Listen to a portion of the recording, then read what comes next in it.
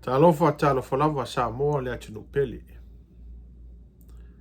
O te mo I fa talofa atu le nganga maulalo ma le ava tele tawai.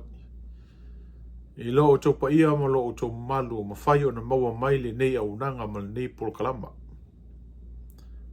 E lo mnatu ma lo talitonunga.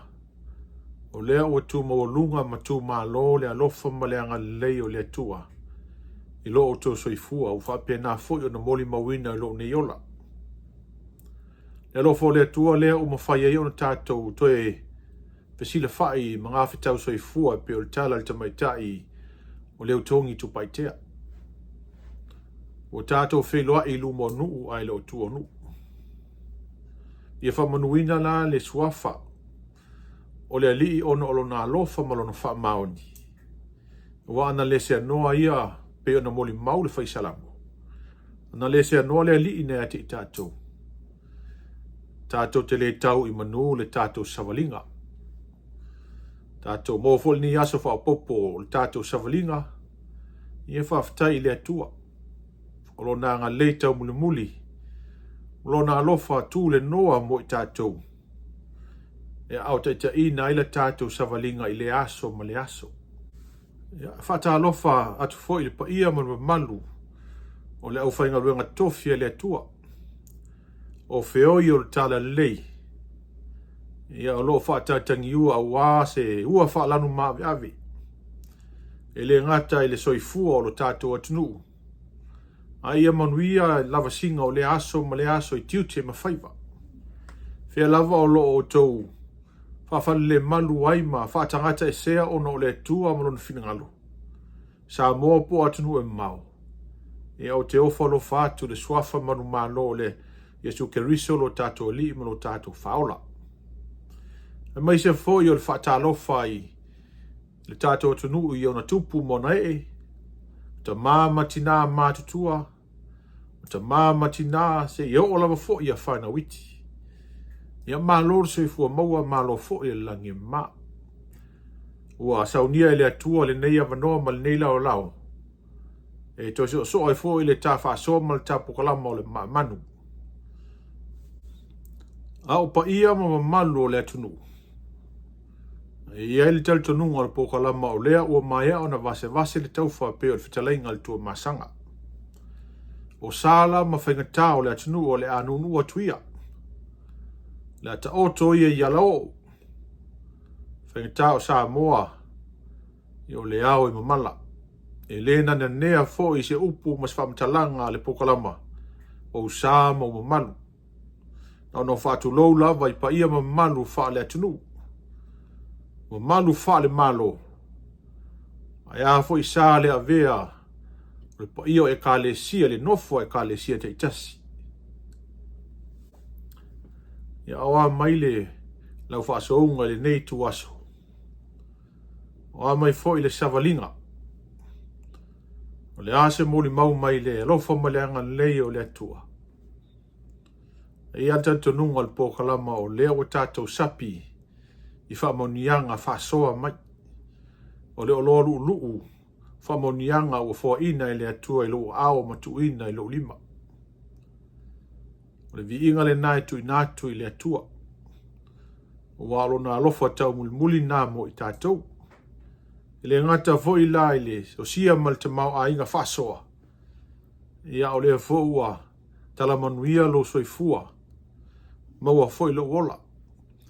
O ila fo I lo I el malanga le maliu malioti. E leo tu wā I le aso ma le aso. Ia moli pele nganga o le whaftai I le atua. O lo tu ua pele tu a tele o I tātou. E wha wau o tātou tiute I tono o tātou ainga. Tiute I tono ngā luenga I tono kompani ma lo. Ia aro so I fua fo I maleola tau tua o lana whanau to tono e ka le sia. A wale atua malona finangalu. Ia. Ma lo le tau watai. Ma lo le onsai. Ma lo fo I le masu I sui. Tiute mwhaiva. Ua maua le nei ava noa wa e sila mai o wawa I atu. Ia whaftai I le atua. Au le tātou whasoa le nei aso o le lava e tulituli au pū le atu o le sau. To so o le tātou po kalama mawaaai. Ia po a lava ni mafuanga o mafuai o na to ilalo. Ma to ele le vaenga whau whai HRPP le whainga pālota e lua o lua tasi. Tau whaafonga i le mafuanga mua. Ina ua iei la fonga o alo ma whanau o le atunu o loo. No pia i man nofo i atunu mao tangata ta. Ale mafuanga luna lua e whai ele tātou whaasoa le nei aso. O la fonga whai whiau. O sa mola vaia o le atunu tofi le se atunu taliola. Mo uma tu mata manga me uma fo ina bava e vai sa moa i lona fasino manga. O yei ainga o tupu. O yei ainga o nofo. Ainga o papama ainga i te whaifa. O tu mua ma puleono i se la whai. O le vao fono team ainga i le tai. O le pule mamalu ali i mawhai pule i tunu nuu mafio anga. Mai se fo i whata o tonga o ainga. O wafo le tangata malona ainga, o tangata malona tupu anga, o tangata fo i malona whaasina manga. A o saha moa fo i tupu o le tangata ilona ia ainga. E uila ia pa ia mai e mamalu. Na mawaya ina lava e tupu o le atunu u e whapea. O le mawaenga na whanua ia mali etoa. Ta tari ilangi se ao lo malo. O le mawaenga mali etoa ma tumanua. O le atawama o tapa ia ma o tama malu. Ai mamalu tasi lava i le atua o le langi. A le mawaenga le mali etoa ia tumua. Tumua. O pa ia ma mamalu o le atunu. O te aluifo lava mau le tunga mau. A ia mamalu tasi lava i le atua o le langi ma whaaya ea i le ngaluenga o le tala le lei. O le ala le nā o le whaarupe o le au whai ngaluenga tofia le atua o whioi o le tala le lei. O whaife au. O ao whaarupenga. Mana tua fōi e to e tau nuu loa se whaife au tono se nuu ma se e kālesia po se mtanga luenga. O nau whawhanga lea o le nuu ma le mtanga luenga po le kālesia. O le tae au, o le auli, o le afiafi. O le tautua le whaawa upea se ia o lava ina ua mauti noa le lei. Ua lava tango lima ma lava ta pena le sunga le whaafengainga ma lona ainga i mea manao mia. Ai le ta motuina voi. Lo iei pea se isi ainga le fili ma tusi ao i ai le pa i o le nuu ma le e ka le sia. La tau te whaawawina pea le tūlanga lea ma le whaiva lea. E mata whai ioi tau ave pea la tangata te to tasi o le nuu ma le e ka le sia. Ma ainga te tasi le tausi o le whaifi au. Le ala na po le a lava le mativa. E whaapona lava i le pito ia o le toi ina ma lo matua seleni. O le whaapolo a wale peleti ma le alofa al whaifi au le sa. Tu sa lava pele eise me le ina i ele saka po le umu. Pena o se iputi. Ai whaapele lava le pirikaki po le apa eleni po le pisupo i lalo le moenga o le toi ina ma lo matua. A wale sua vai o le asa. O le ma aula ma minimusia. O le afulilingi ma le vale alofa o tangata. O le nuu ma le kalesia. O le tautua le na e ala i le kalesia e ala i lana ngaluenga. A o le osi ngā taulanga fo le tangata lotu i le atua e ala i lana au auna. Le ala na ina ua fofonga le tūlafono. E le Italia ngō fia i le whaalongo longo a tangata Samoa. Tangata e tausi whaifi au. Tangata e maala malama i le vano nofo le tangata lotu ma le whainga luenga po le whaifi au o au auna le atua. E le Italia fo i e lato. Wa fo o leo fa masino ma toi tusi lima i mea wa fo ina e o fo e whai e le taulanga. O leo la tautua. Le mafuanga fo i lea e moli mawina e stasio sui o le HRPP o i tonu lava. Na mafu ai o na malolo peto i lalo le HRPP le whainga pālota lua o lua tasi. Mai tasi nei tu la fono na matua la o lunga ai le fitena inga o finangalo le tunu la fonga ia fai au mai tasi le campaign malosi a nga pa u at nga malole a ka kole nga yegei o la fonga ia fai au ala le o kaul me le fai le o kula mai le o ko fol a vese la fonga fai au le o mai le pal menge kauni si me fai le ka ko yo le a vese kalia kula fonga le o mai biska I le taimi o le whanatanga al palemene, mai tauina sa whe alo lo whai nisi o finangalo, o le vaenga whao whai al HRPP se I tau wha malama lama le ano moni al tula whonu. E fōlinga mai fo I le I matua malama lama le lei latou, isi a wala mo moli atua ina ia malama lama tangata uma. Tula whonu pia sama. O le te tulunga nā al matou whainga malo. Tula fono e tusa uma tangata Samoa. O pele vaenga lea e tusa tangata uma I le vaenga lea ta o la fonga. O whafsili lau fionga pe na iei o tutongi ni la fonga tātou whaifatoanga, ma tātou whaifaiva. Ma isi o tangata uma o tātou I tu la fono I tau sanga utua nai whamuri. Sa o whapea e lo lotol tō whaare, e le usole. E whaawinga lau te lenga o mea. O le whaifatoanga. Le alu le fiafia mai talo, ai elo na inga, ai ele la tonu, o lona saola. A whaini sao ngā mea nu whape I alu o lau au ngana. O lau au ngana. O te lau whatua pia na o le la fonga le mea e yellow social application. Nea, tofua takata marana. O le anganga la o le tura fono lea.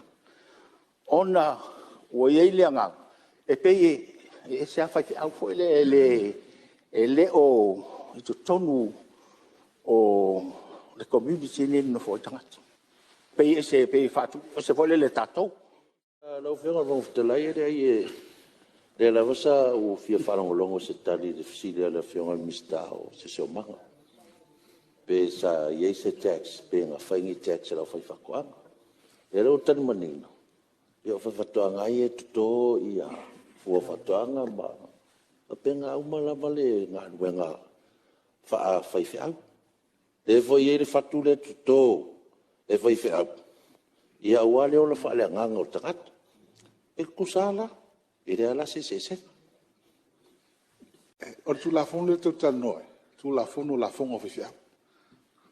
Anta tanoe tu la fono la fonga whaiwhatoanga. E tau funa toni la fonga whaiwhatoanga. E se senga na mele ine. Lau whionga pe o le... Tutu lai mena whionga. Onga lea sa manino le saunga ngā le suesak paitea. O le lato whai ngā malo ma le titilo ngai tusa tangata uma. O le mafuanga tonua ngā fisile le whionga le mista o le sisio maka. Ia le ala utala noa mai. Ia le ngalo ia ngai ia le si fatu le tuto e lau whai ngā ruenga. A Yesu. A whaifo I la e tala noa I tax a whaifi au. O le a whape whea, o na tātou le tala noa I la whonga tangata whaifaiva ma tangata whaifatoanga. E ui o lea tala noa mai ina ia tutusa tangata uma. Ai wholinga mai o lea ua whaatilo ma sae I le au whainga ruenga po whaifi au o na o mawalunga mawa e le ma au ma le milo sia o tangata lotu. Ai pele tusa fo I la le anga le lei ma le alofa lea o tangata lotu I feoi o le tala le lei. Ma whaaloa longa lo tu ina atu mai te tono nuu ma fio anga pe a poto. Ini tu langa o mea wha Samoa. Ai wha tino o ilana anga nuu. Ilana tu malanga anga ma sani e alai whaaloa longa. Ai mai se foi o se len mamala o lo tu ina atu mai la tau o lo se ei mai tu langa mo lunga. Po whaatumutumunga fo I o nu. Pe mata le tali tusa le whaaloalo lea ma le se lene o loo. Tu ina atu mo fu ina atu mo le au whainga luenga tofia le atua. Au lea fo I manino mai nisi o saunanga a sui le HRPP. Ele iai se avanoa sa tu inatu ele tu la fono se isoa le pule, sa ili le tō whaa le atunu. O feo ta oto iai le whautanga, ile whaia o la fonga whaiwhea. Mata na tu inatu se ita tala mai le whato whala inga le atunu, e iai se no wha whaingo fie.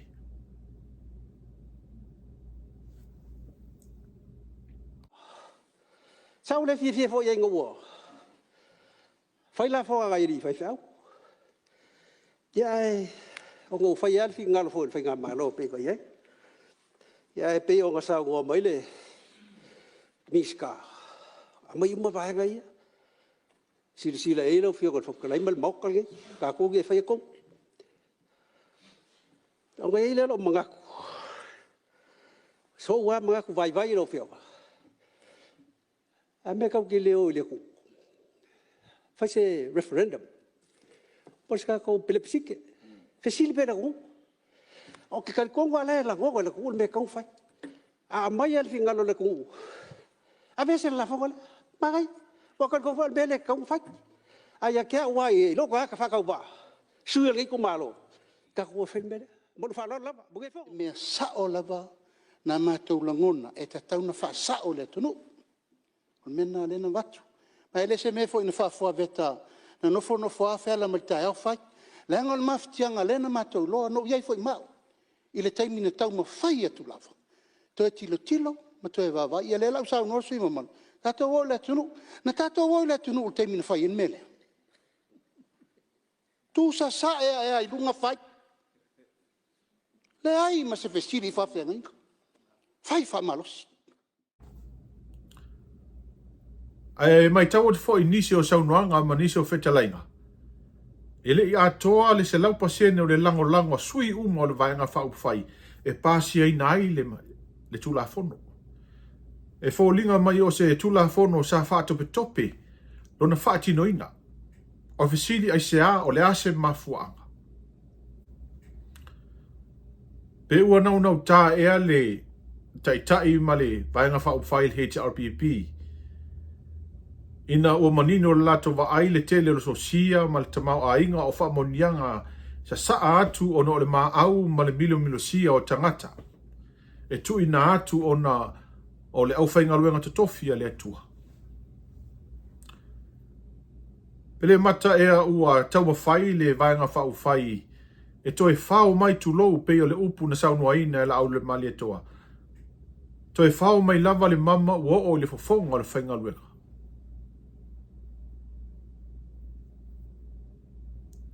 O le whetalainga Iesu lo nau soho ina o tu ina atu e o ta la ile tala lei. Ta la Iesu e whapea o mai ina o. Au ane a vea se mea tasi. O e mati tiva le ngā luenga. Ai a o tau o. A whai e anga le lei. Whamanuia. A whai e le anga le lei mana lofa i ate o tau. O na tutu leo o tau bai. O lo soifua au na o le tangata sa moa e ala ile e kalesia. O lana whainga taulanga le na i le atua soifua. O mea umai fua ina e whaatino ai le ola tautua i le e kalesia. O le tautua i le atua e ala atu i le e kalesia. A o lana tautua fo i le na. O lana whainga taulanga fo i le na i le atua. E ala atu I lana au whainga luenga tofi. O suiva ai au le atua. O mea umala ua ofohina mo le au whainga luenga. O mea e osi ai le taulanga. O mea e patino I le atua.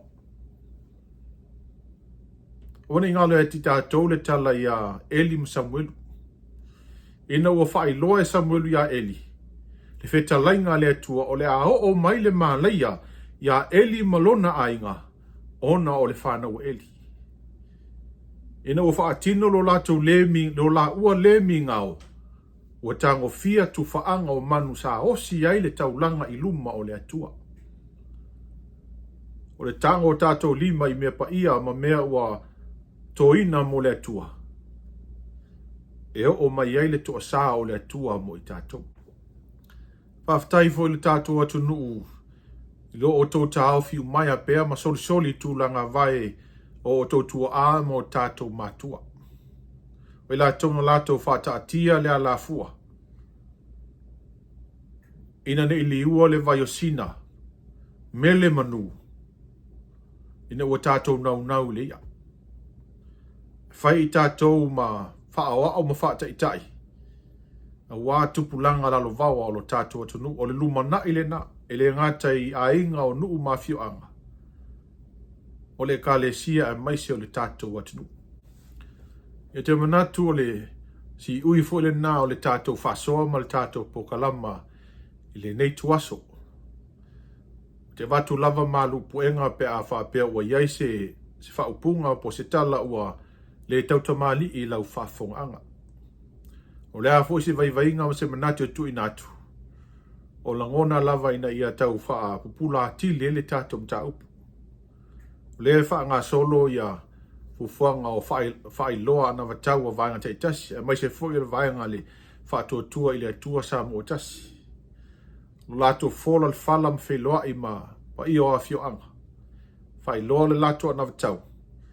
O statou fo i ngaluenga e pipi yama i pea i le sao le tātou vaenga wha ufai wha manatu le tātou atunu. Mafu anga na mafu ai o na whanau mai le wha tua i le atua sa mo tasi. O tu ina atu le lato lango le la aule le mali atoa. O wā se isi whai ngā malo. Ia manuia tere lau mai moanga ia mai se fo i lau whasau saunga le nei tua le aso. Tarusia fo i le atua se isi lau i luma. Ma wa ise wheloa inga ma stato whasoa pia avi elo so i fua e mōlo wola. Ma to te whaatua whaatu ma le nganga whaalalu tele tawai. Tō whaso i fua.